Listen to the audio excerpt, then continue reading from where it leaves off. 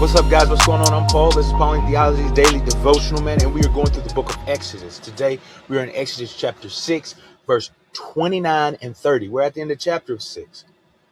And so if you haven't read it yet, stop the tape, check it out, see us say, come back, and we're going to answer some questions, man.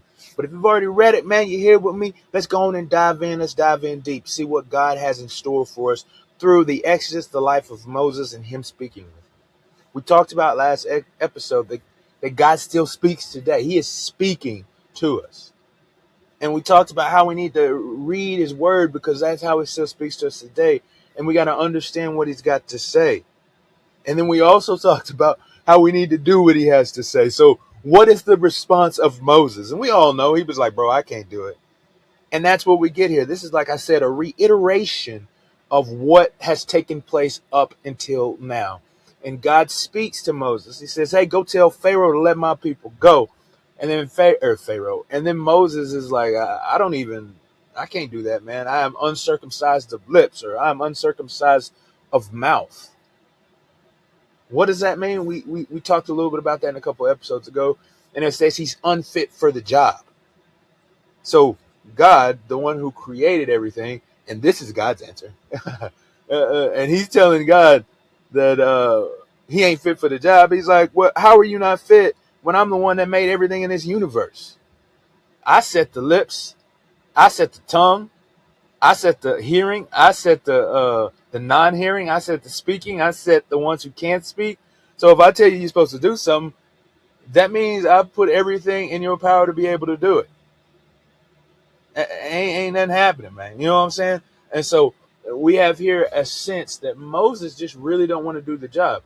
We talked a little bit about in that last episode. We're like, if God has called you to do something, let's step up to the plate. Let's do it. But Moses, we see, is kind of trying to make some excuses. We'll read further that in the end, Moses is the one that declares all these things to Pharaoh. And so when he says that he isn't able because of a speech problem that he has, it's flat out a lie. It's because he just doesn't want to do what the Lord has called him to do. What's this say about God? Well, what it says is that God gives us a specific task. He has a task for us. He speaks to us. We know this. And God is speaking to us. And he has a specific task for us to do. He has called us specifically to do certain things, and we must do them. What's this say about man? Well, I think that it says that we give excuses why we can't do them. All the excuses we come up with are probably just excuses so we don't have to do what he has to say. They're just what I have said they are, excuses. Sometimes these things can be legitimate, man. Sometimes these things, because living a life in Christ, walking in the pathway of righteousness, it's a narrow gate. Jesus says this. It's a narrow road by which few people walk it, man. So it is difficult, absolutely. But we can accomplish the goal. God doesn't give us things to do that we aren't able to do. He tells us to do them because we can. Now it's through his power. It's through his might and his strength and by his spirit, not our own selves. But he doesn't call us to do something that he doesn't already have the plan for us to achieve it.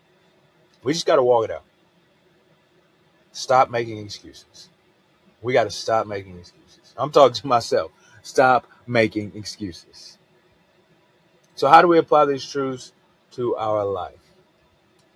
I think what we need to do, again, like in the last episode I talked about, is we need to read the scriptures, study, so we can actually hear the voice of God, so we can know the thing that God has called us to, because he has called us to a specific task. That specific task, for you, I'm not sure what it is, man. But whatever it is, don't make an excuse. Don't make an excuse.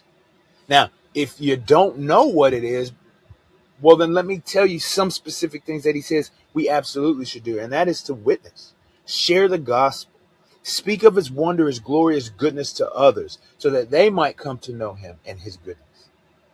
He has absolutely said that through his scriptures.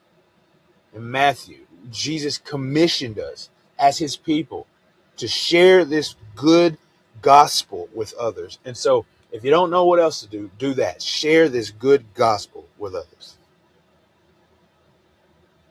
Once you begin to do that, once you begin to walk out in those things, he will begin to reveal to you more.